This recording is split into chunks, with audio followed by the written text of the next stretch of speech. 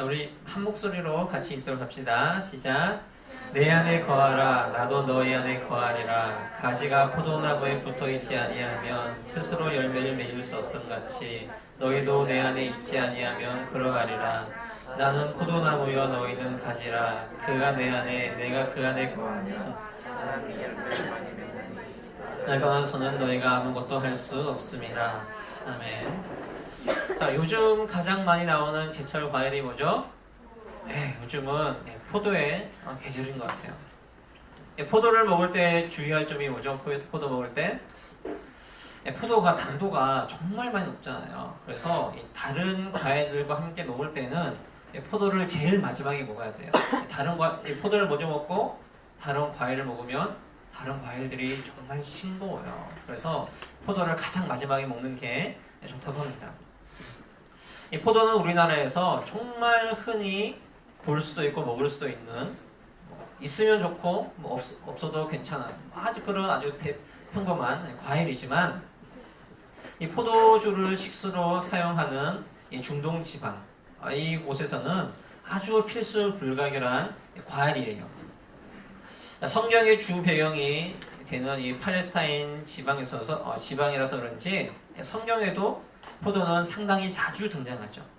그 중에서 오늘 말씀은 이 포도라고 하면 가장 먼저 떠오르는 말씀 중에 하나가 아닐까 생각해요. 삶의 필수적인 과일이고 또 성경에도 많이 나오고, 또 오늘 말씀의 의미를 보면 성경에서 포도의 의미는 상당히 긍정적인 것 같지만 꼭 그렇진 않아요. 하나님께서 이스라엘을 책망하실 때 이 포도나무를 종종 예로 드셨기 때문이에요. 한 예로 이사야 5장 2절 말씀 우리 함께 보도록 합시다. 땅을 파서 돌을 제하고 극상품 포도나무를 심었도다. 그 중에 망대를 세웠고 그 안에 수틀을 팠도다. 좋은 포도를 맺기를 바랐더니 들포도를 맺었도다. 무슨 뜻이에요? 하나님께서 극상품의 포도나무를 심으셨는데 최하품의 들포도가 맺었다. 이스라엘이 좋은 포도 열매를, 여기서 말하는 것은 어떤 믿음 이런 개념이겠죠. 제게 말하면 좋은 포도 열매를 풍성히 맺어야 하는데 너희들이 그렇지 못했다. 최하품의 포도를 맺혔다. 상당히 책망하는 말씀이잖아요. 시편 80편에도 이런 점이 신랄하게 나타납니다. 오늘 읽지 않았지만 오늘 본문 중에 하나인 시편 80편을 보면 이런 점이 신랄하게 나타나요. 시편 80편의 어떤 시의 종류는 공동체 탄식시 혹은 탄원시라고 해요. 탄식하고 탄원하는 그런 시예요.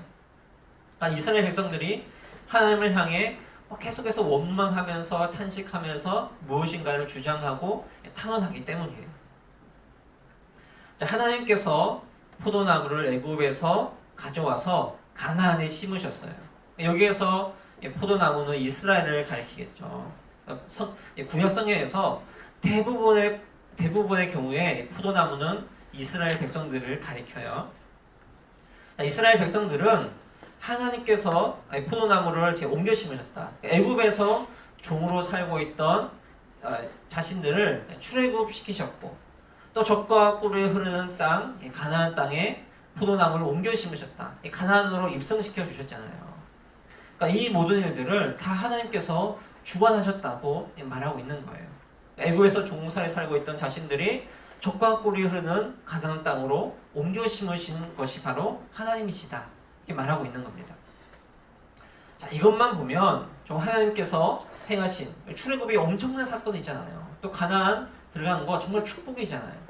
그 행하신 일들을 찬양하고 있는 것처럼 보이지만 속셈은 그렇지가 않습니다. 자, 선지자들은 이스라엘이 죄악에 빠져서 열매를 맺지 못한다면서 백성들을 계속해서 책망했죠. 근데 이스라엘은 자신들이 포도나무 열매를 맺지 못한 것이 자기 책임이 아니라고 말해요.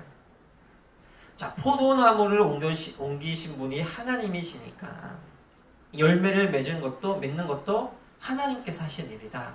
이렇게 주장하는 겁니다. 그러니까 출애굽과 가나안 입성은 모두 하나님께서 주관하신 일이기 때문에 자신들이 열매를 맺지 못했다고 책망받을 일이 없다는 거예요. 또한 80편, 시편 80편 뒤쪽을 보면 어찌하여 지나가는 사람들이 우리의 열매를 따버리게 내버려 두십니까? 이방 민족들이 이스라엘을 계속해서 괴롭히고 또 하나님은 근데 보호해 주시지 않고 이방인들이 이스라엘의 터전과 담을 허물게 내버려 주셨다고. 왜 우리가 고통받게 내버려 주셨나고 이렇게 원망하면서 탄식을 하는 거예요. 그래서 이스라엘을 무엇이라고 외치냐면 하나님이여 돌아오소서. 여러분 좀 웃기죠. 일반적으로 하나님께서 이스라엘 백성들을 향해서 죄에서 돌아오라고 회개하여 나에게 돌이키라고 말씀하시잖아요. 근데 본문에서는 백성들이 하나님을 향해서 우리에게 돌아오시기를 구하고 있어요. 백성들은 이방 민족의 침략을 받고 삶이 피폐해진 이유가 하나님께서 우리 가운데 없기 때문이라고. 그러니까 하나님께서 우리에게 이제 하나님 그만 떠나 계시고 이제 우리에게 돌아와 주십시오. 이렇게 주장하는 거예요. 그러니까 우리가 불순종하고 또 우상을 숭배를 하는 죄를 지은 것도 하나님이 우리를 떠난 결과이니까 하나님께서 모든 일들을 다 책임져 주셔야 한다고 주장하는 겁니다. 자, 그렇다면 이스라엘 백성들의 어떤 탄식과 탄원에 대한 하나님의 입장은 어떨까요? 자, 하나님은 내가 너희 이스라엘을 애굽의 종살이에서 해방시켜 주었고 언약 백성으로 삼아 주었고 그렇게 했는데 너희는 우상들을 섬겼고 말씀에 불순종했고 너희가 나를 원하지 않았다고 하세요. 풍성한 열매를 맺을 수 있는 모든 조건을 다 제공해 주었는데 이스라엘 백성들의 죄 때문에 열매를 맺지 못한 것이라고 말하는 겁니다. 이스라엘의 잘못이 분명하지만 그들은 자신들의 잘못을 깨닫거나 시인하지 않고 오히려 이렇게 말하는 거죠. 우리를 언약 백성으로 삼아 주셨고 또 애굽에서 가나안으로 인도해 주셨다면 그러니까 포도나무를 옮겨 심으신 분이 맺는 것까지 모두 다 책임져 주셔야 하는 건 아닙니까? 우리에게 원하시는 것이 우상 숭배가 아니라 하나님에 대한 온전한 순종이라면 그러면 온전히 순종할 수 있는 여건을 만들어 주시는 것도 하나님께서 하신 일이 아닌가요? 자, 여러분들은 이 이스라엘의 탄원과 탄식에 대해서 어떻게 생각하나요? 어떻게 보면 우리는 이스라엘 백성들과 다름없는 생각을 가지고 있는 것 같기도 해요. 하나님은 저의 주인이시고 저는 하나님의 종이니까 정말 온전히 순종하고 싶습니다만 왜 저의 상황과 환경은 이렇게 날마다 힘들고 어려운 것인가요? 제가 순종할 수 있는 여건을 만들어 주셔야지 제가 순종을 할 수 있죠. 그게 하나님께서 하실 일 아닙니까? 마음껏 순종할 수 있도록 제 상황과 환경을 열어주시고 모든 일들이 잘 되게 해주세요. 이게 기본적으로 가지고 있는 우리의 생각이잖아요. 중간 기말 끝나면 수능 치고 대학에 가면 새로운 마음으로 믿음 생활 잘 할게요. 그런데 지금의 상황과 환경은 하나님께 온전히 순종할 수 있는 그런 게 아니에요. 너무 힘들고 어려워요. 이건 주님도 아시잖아요. 내가 주님께 순종하고 충성하고자 하는 열심의 마음이 있으니 모든 것들이 잘 풀리기를 형통하기를 구해본 경험들이 있을 것 같아요. 하나님은 이런 마음을 가지고 있는 우리에게 요한복음 오늘 말씀을 주신 거예요. 나의 안에 거하면 많은 열매를 맺을 것이라는 이 말씀을 우리가 잘 알고 있지만 이 말씀에서 우리가 주목해 봐야 할 부분이 있습니다. 자, 아까 말했지만 성경에서 포도나무는 대부분 하나님의 백성들을 가리킬 때 사용해요. 이 오늘 본문이 나오기 전까지는 모두 다 포도나무는 이스라엘 백성들을 가리켜요. 자, 그런데 본문에서는 예수님께서 자신이 포도나무라고 말씀하시죠. 나는 포도나무다. 이상하죠. 이게 지금까지의 성경의 말씀을 완전히 뒤엎는 말씀이잖아요. 이전까지는 성경에서 하나님이 자신을 가리켜서 포도나무라고 하신 적이 없는데 왜 갑자기 예수님께서는 자신이 포도나무라고 말씀하신 것인가? 주님은 이 말씀을 통해서 정말 열매 맺는 방법이 무엇인가를 가르쳐 주시기 위해서 말씀하신 거예요. 이 말씀 후에 예수님은 자신을 대속 제물로서 십자가에 들으신다는 것을 염두에 두면서 예수님의 말씀의 의미를 설명해 볼게요. 예수님 이렇게 말씀하시는 거죠. 너희들은 열매 맺지 못하기 때문에 버려져서 불태워져서 버려지는 그렇게 되기에 마땅한 포도나무였다. 그러나 이제부터는 내가 너희의 포도나무가 되어줄게. 이제는 내가 포도나무이고 너희는 포도나무에 달려있는 가지가 된 거다. 가지인 너희들이 할 일은 너희들이 열매를 맺을 필요가 없어. 포도나무인 나에게 붙어있기만 하면 된다. 그것만 하면 돼. 내가 너희 안에 있으니 너희도 내 안에 있기만 하면 너희들은 많은 열매를 맺을 수가 있다. 주님의 말씀은 머지않아 실제가 되었어요. 주님은 이 설교들이 계속 이어지고 난 다음에 우리의 죄를 위해서 자신의 십자가를 지심으로써 우리의 죄를 용서해 주셨잖아요. 우리는 스스로 구원할 수 없는 열매 맺지 못하는 존재이지만 보혈을 흘리신 주님께서 친히 포도나무가 되어주셔서 열매를 맺게 해주셨기 때문에 가진 우리들이 죄사함을 받고 구원이라는 열매를 맺을 수가 있게 된 겁니다. 쉽게 말해서 우리가 정말 포도나무이신 주님을 믿기만 하면 우리가 구원과 죄사함을 받을 수 있는 가지로서 우리가 할 수 있는 것은 그냥 주 안에 거하는 것 이것밖에 없다는 것을 보여주는 거예요. 그러니까 우리는 이 말씀을 통해서 정말 참된 순종이 무엇인지를 발견하게 됩니다. 순종이라고 하면 보통 우리는 무엇을 떠오르게 되나요? 우리는 일반적으로 권위에 따르는 것을 순종이라고 생각하죠. 무조건적이고 절대적으로 따야 할 것. 물론 순종이 맞아요. 이런 순종도 상당히 중요해요. 자, 그러나 이 권위에 대한 순종만 너무 강조하다 보면 율법적이고 기계적이고 또 권위주의적이고 무조건적인 복종만 남을 수가 있어요. 마음에서 우러나오는 어떤 존경과 자원하는 마음이 전혀 없는 그냥 행동만 하는 그냥 순종이 될 수 있다는 거죠. 하지만 나를 위해 친히 포도나무가 되어주셨고 또 구원의 열매를 맺을 수 있게 해주셨고 십자가의 은혜와 사랑을 베풀어 주신 주님 안에 거하고 또 주님을 사랑하고 주님께서 가신 길을 따르는 삶을 살면서 내 인생을 주님께 맡겨드리는 것. 이것이 바로 참된 순종의 또 다른 의미가 아닐까 생각을 하게 돼요. 여러분들이 정말 다시 한번 참된 순종의 길로 갔으면 좋겠습니다. 이제는 내 뜻과 내 방법대로 살았던 옛 사람들을 모두 다 버리고 주님 안에 거하는 것, 주님만을 사랑하는 것, 주님 안에 꼭 붙어있는 것, 이런 참된 순종의 시작을 했으면 좋겠어요. 목사님이 확실하게 말할 수 있는 것은 내가 포도나무의 가지로서 포도나무인 하나님께 붙어있기만 하면 그 안에 거하기만 한다. 주님을 믿고 의지함으로 주님께 온전히 순종하는 내 안에 거하라는 그 말씀에 순종하기만 한다면 하나님은 우리에게 많은 열매를 맺게 해주신다는 거예요. 주님께 붙어있고 주님 안에 거한다는 것은 그럼 어떻게 한다는 것을 말할까요? 여러 가지로 설명할 수 있겠지만 결국 오늘 본문이 보여주는 것은 하나님과의 관계의 문제예요. 여러분, 죄라는 것이 하나님과의 관계의 단절을 의미하잖아요. 그리고 회개는 주님과의 관계가 회복되는 것을 가리킵니다. 자, 나와 친구의 관계를 확인하는 방법이 무엇이 있을까요? 당장 여러분들이 이게 폰을 켜가지고 친구와의 어떤 카톡, 문자, 통화 내역, 페이북 좋아요, 이것들을 확인해 보면 그 친구와 나의 친구의 관계를 알 수가 있겠죠.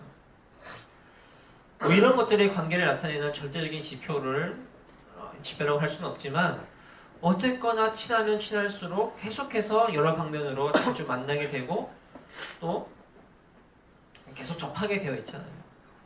그러니까 하나님과의 관계도 마찬가지예요. 내가 하나님 안에 거한다는 것을 보여주는 것은 주님의 말씀을 내가 얼마나 가까이 하면서 살았는가, 기도를 하면서 내가 얼마나 자주 하나님을 만나는가, 이것만 봐도 하나님과 나의 관계를 알 수가 있어요. 내가 얼마나 내 안에 거하라는 하나님의 말씀에 순종하며 살아갈까? 이것을 보기 위해서는 내가 정말 이 한 주의 삶을 말씀으로, 기도로 살았는가 확인해 보면 된다는 겁니다. 그렇다면 여러분들은 지난 한 주 동안 포도나무이신 하나님께 내가 정말 잘 붙어있다고 말할 수가 있나요? 주님을 떠나서는 아무것도 할 수 없다고 하셨는데 나는 정말 주님 안에 거하는 삶을 살아갔습니까? 주님을 떠나서도 모든 일들이 잘 풀리고 잘 되고 있었던 것은 아닌가요? 내 안에 정말 매일 말씀을 묵상하는 것도, 또 주님께 잠깐이나마 기도하며 살아가는 것도, 그렇게 하지 않았다면 나는 그냥 불순종의 삶을 살아가는 거예요. 나의 안에 거하라. 그 말씀에 순종하지 않으면 살아가는 겁니다. 포도나무에서 끊어진 포도나무 가지가 아무 쓸데없어서 그냥 불태워 없어지듯이 하나님 안에 거하지 않는 사람들은 그냥 말라 비틀어 버려진 나무 조각일 뿐이라는 겁니다. 그냥 우리가 단순히 성경이 말하는 하라, 하지 마라 이런 순종과 불순종에 묶여 살지 않았으면 좋겠어요. 하나님과 친밀한 관계를 맺음으로써 나에게 붙어있고 내 안에 거하라는 그 말씀에 언제나 주님께 순종하며 다가가는 것이 참된 순종의 삶이라는 것을 오늘 말씀이 보여주고 있기 때문이에요. 여러분, 그래서 여러분 목사님 말을 들었으면 이런 생각이 들겠죠. 참된 순종은 결국 이 하나님을 아는 것 그리고 믿음과 연결이 되어 있어요. 여러분, 처음 보거나 아니면 잘 알지 못하는 사람에게는 자신의 가장 중요한 것은 맡기지 않잖아요. 내가 지금 5만 원 있는데 이거 누구한테 맡겨놔야 되는데 저기 처음 보는 사람 있네? 돈 좀 맡겨주세요. 하지 않잖아요.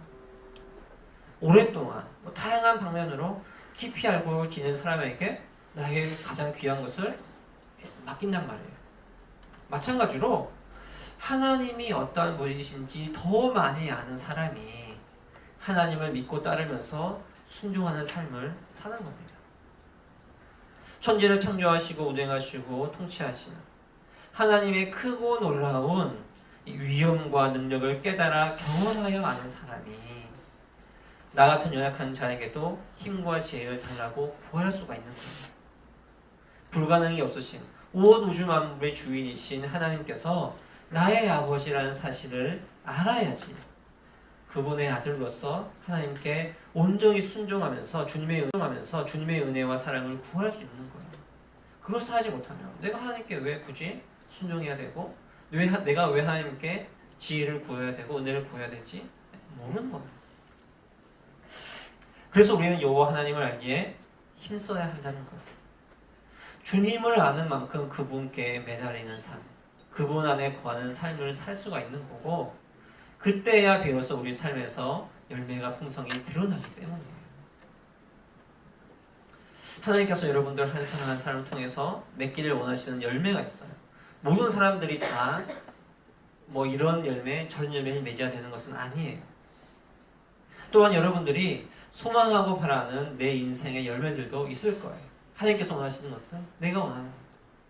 그 열매가 맺힐 수 있는 유일한 방법은 오직 포도나무이신 주님 안에 거하고자 하는 참된 순종이 일어날 때에 가능하다는 것을 우리가 기억하면서 우리가 참된 순종의 삶을 통해서 풍성한 열매를 맺게 되기를. 그래서 여러분들 이 말씀을 통해서 내가 정말 하나님을 알기에 힘을 쓰고 하나님의 안에 거하기에 노력하는 다시 한번 말씀을 묵상하고 또 기도로 나아가는 우리 여러분들의 되기를 주님의 이름으로 축복합니다. 우리 찬양하고 기도하도록 합시다. 우리 나의 안에 거하라 찬양하면서 좀 우리가 다시 한번 참된 순종의 의미를 깨달았으면 좋겠어요. 정말 나의 안에 거하라. 우리가 정말 하나님께 붙어있는 삶을 살아서 정말 나는 아무런 열매를 맺을 수 없지만 모든 열매를 맺게 해주신 포도나무이신 하나님께 정말 거하며 살아가는지를 생각하면서 이 찬양 함께 불러보도록 합시다.